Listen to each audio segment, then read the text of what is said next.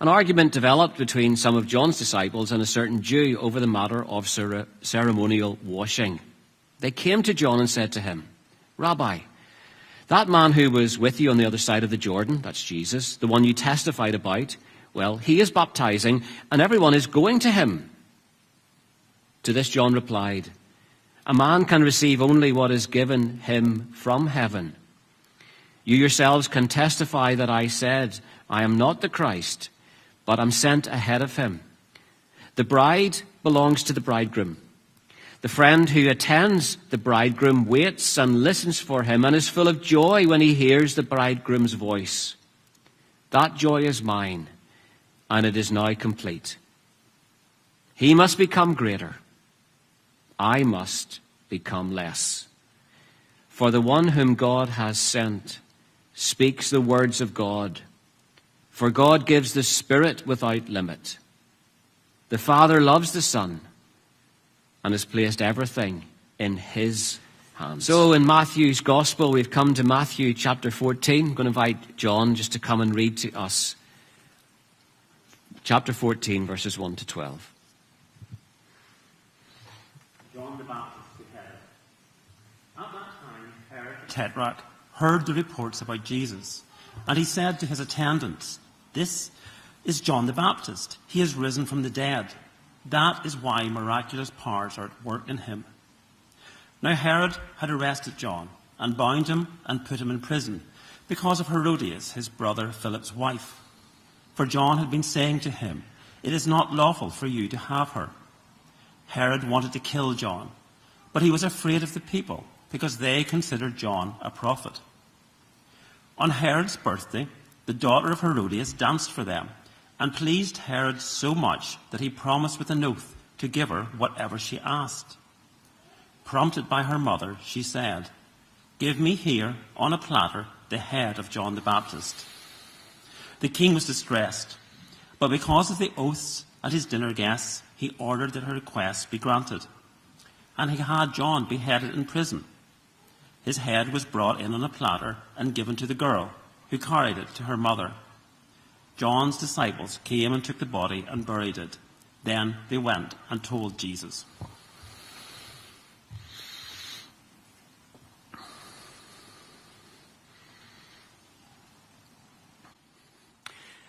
We started reading from John's Gospel, where John the Baptist, in talking to his disciples, says that Jesus must become greater and I must become less. And that's the life purpose of John the Baptist, to point the way to the Messiah, to point others to him, not to draw attention to himself. And so with Jesus starting his ministry and people wondering what is happening, he says right from the outset, he's the one you should follow. He must become greater. He is the Lamb of God who takes away the sins of the world. Look to him. I'm pointing to him. I'm the forerunner. I'm the one who prepares the way. He must become greater. I must become less. The Bible continually talks about two ways to live in life. And it does it with different images. Either the way of the flesh or the way of the Spirit, being outside the kingdom or being inside the kingdom. And if you take these two ways, they are quite different ways to live your life. And throughout Matthew's Gospel, we have been seeing again and again that there are two ways to live, two roads to travel, two gates to go through, a narrow way, a broad way. There's two ways to live. And so, taking the New Testament as a whole, certainly with Paul's the way Paul speaks in John's Gospel, there's this language of the way of the flesh, our humanity, the way it naturally is in this broken world, and God's way in our lives, the way of the Spirit. If we think about the way of the flesh, you can say that it's on a scale between failure and boasting. When the Bible talks about boasting, it's about self-glory, the glory that you get that makes you feel a little bit better, your significance, your identity. You feel good about yourself. Others look at you and they're in awe of you. You shine a little brighter. And so that we are on this scale between boasting and failure, and that's the way that most of the world lives. So how does it get itself up in that scale between failure and boasting? Well, it shines a little brighter than everybody else. and so they go down a bit, or that you put others down so that you will raise yourself. How often people at work have found colleagues discussing an idea, but it's your idea, but you're not being acknowledged for it. And so you go away really annoyed because you were not given the credit that you deserve. Because if you had been given the credit, you would have raised up that scale a little bit more. And so you feel frustrated. And this scale causes frustration in your lives. It causes hurt because our worth and our significance is wrapped up in rising up that scale. The higher you go in the scale, the more that you will feel worthy as a person. And that's why so many of our young people idolize these great pop stars and singers and wealthy people and the kind of lifestyles they have, because they are up there. In their eyes, they are high up in that glory boasting kind of scales. You shine a little brighter. So one of us, we're all somewhere. We're not right at the top, but most of us imagine that we are somewhere on that scale. But the reverse is also true, that when your life slides and it goes lower and lower because the things that you've put your significance in are taken away. You lose your job, you lose your health, relationships break down, and suddenly you come to a point of death for the soul, and the Bible calls this kind of life in the flesh. The other way to live, the Bible talks about, is the Jesus way, where life goes down into a form of death, as death to self. Jesus died on a cross, but through that is the way to resurrection. And it's important to see that there's a direction in this. You just don't go from life to resurrection and new life. The way to resurrection life is through death itself. Death to self. Death to self-interest. Death to the things that promote you, which is the way of the other scale. You do things for others. You give yourself for others. You become a substitute.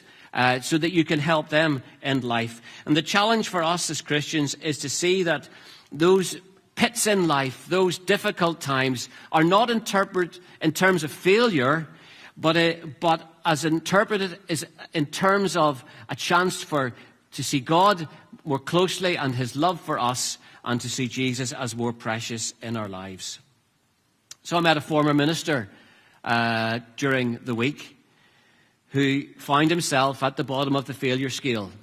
A group within his congregation didn't like his ministry. They spread lies about him in the community. They discredited his ministry and his character.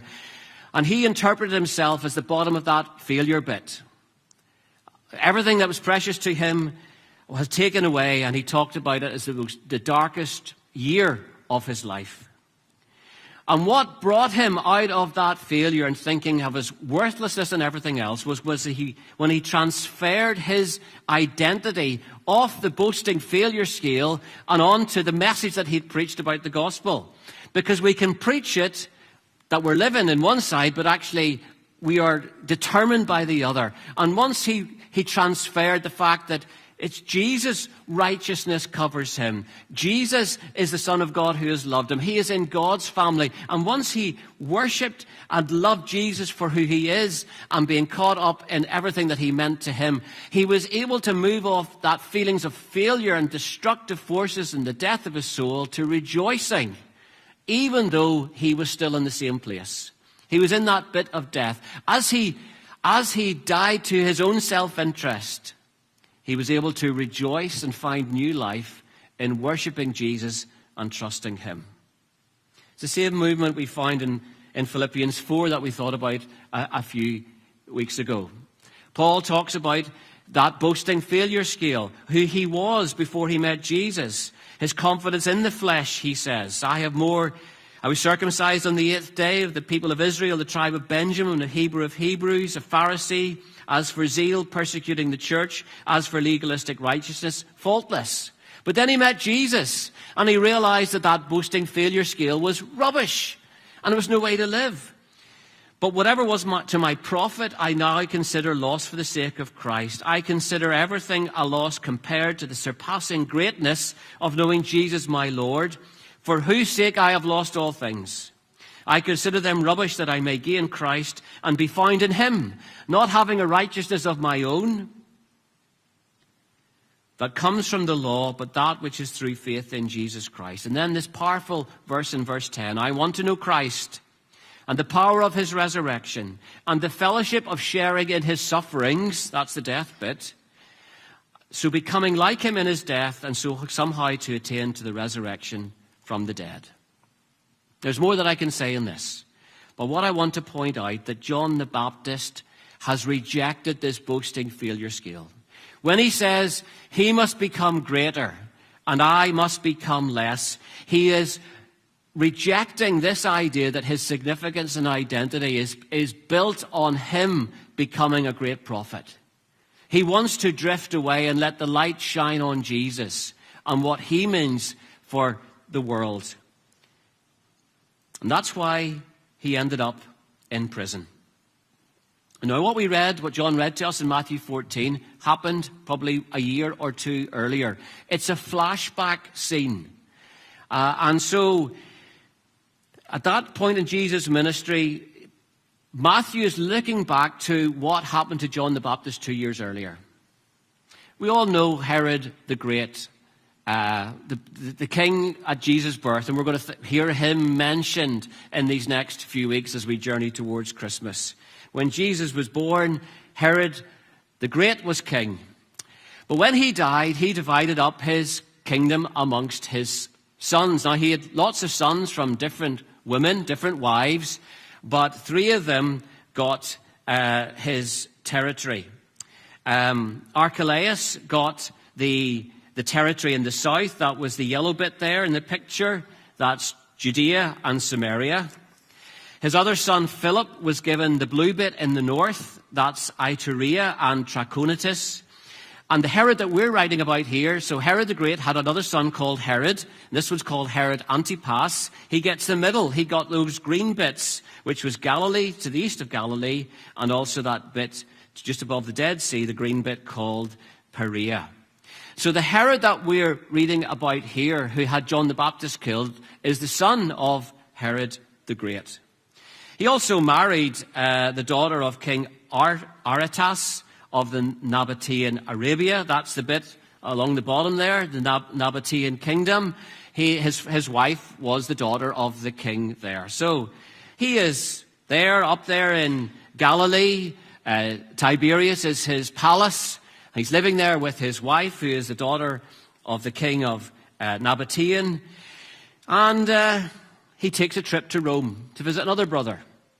There's another Philip, and Herod the Great had lots of sons, but one was called Aristobulus, and he had one son called Herod again, and a daughter called Herodias.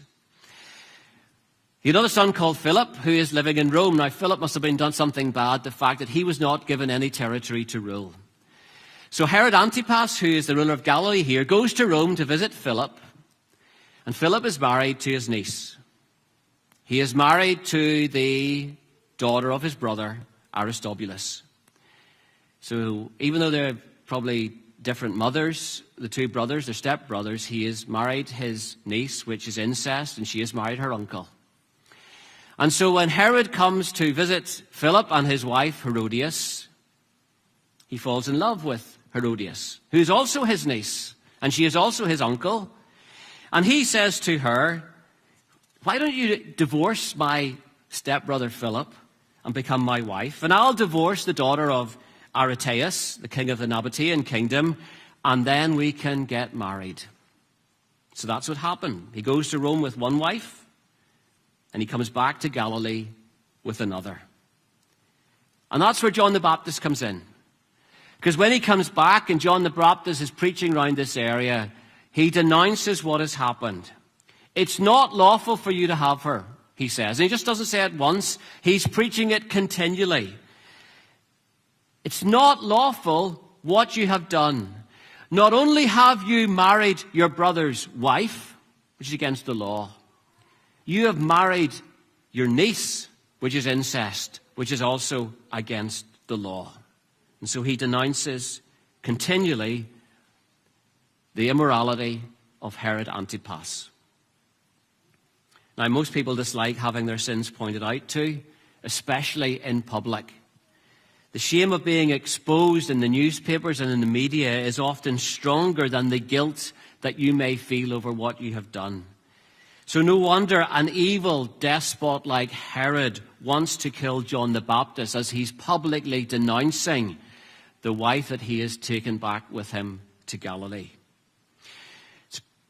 So Herod's preaching is a challenge to his who he is as a leader, a ruler up there in Galilee, but also it's a threat to Herodias' political aspirations as well, because she wants to be queen.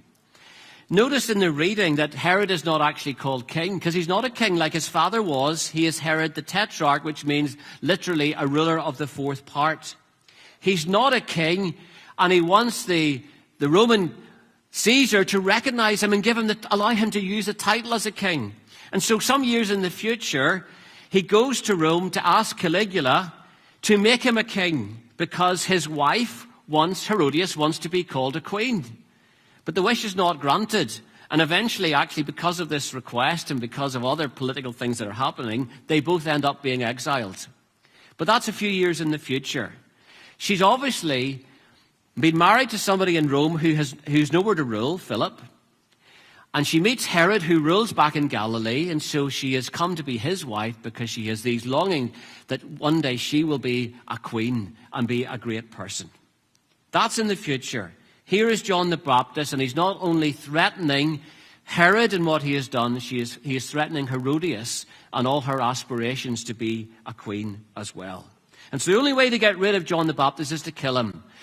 Do what his father had done when anybody threatened him, when the baby Jesus was born in Bethlehem and all those innocents were slaughtered. That's what his father had done 30 years earlier. And that's the way he's been ruling as a son as well. What he learned from his father is the way he rules. Kill anybody who is a threat to him. And so he wants to kill John. But he knows that the people hold John as a prophet, and he fears the people. And so he lives by fear. And so he has John in prison. He doesn't know what to do with him. But then it comes to Herod's birthday party. Now, maybe you didn't know it, but Jews never celebrated birthdays. That's why you never read about birthdays in the Bible. Only pagans celebrated birthday parties. And so there's only two birthday parties you'll read in the Bible, and they're both by pagans. One is of the Pharaoh in Genesis 40, and the other birthday party is right here. Now, maybe you're thinking that I'm against birthday parties. No, I'm not, because we have a birthday in our family today, so that when we go back after this service, we'll celebrate a birthday party of Ruth. Happy birthday, Ruth. Your present is coming once I get the sermon over. The problem why Jews did not celebrate birthday parties was because of everything that happened at these birthday parties. These were stag parties where only men came. Gluttonous, drunken brawls, climaxed by women who came in and danced immorally, seductive dances, and then it became an orgy. This was Herod's birthday. So the daughter of Herodias, whom Josephus, the Jewish historian, tells us is called Salome, danced before them, and it pleased Herod. Now, Herodias is the daughter of Philip, who's back in Rome. So he's a step-daughter of Herod. And Herod says something that will haunt him the rest of his life. In his drunken stupor, he is so pleased with her seductive dancing that he promises an oath to give her whatever she asks. And Herodias has all this planned. She knew that this would be a way into getting him to say something he would regret. And this is her way of getting rid of somebody who is a thorn in her flesh down in the dungeons in the palace where she is. So she says to her mum, "What will I do?" And her mum says, "Ask him for the head of John the Baptist." Herod has made an oath, and he fears losing face with everybody who's gathered at his birthday party, the chiefs, the captains, the famous men. And he's sad that he has to do it, because he likes John the Baptist. He's grown to like him, and he's interested in him. He's fascinated by him. And the king was sorry, we read. Nevertheless, because of what he is of his oath, he commanded it to be given to her. And so the head of John the Baptist is brought on one of those birthday platters for the birthday feast and brought to Herod. Often in those days, to prove that something has happened that has been commanded, like the head of somebody, that would be brought to them to reveal that it actually has been carried out.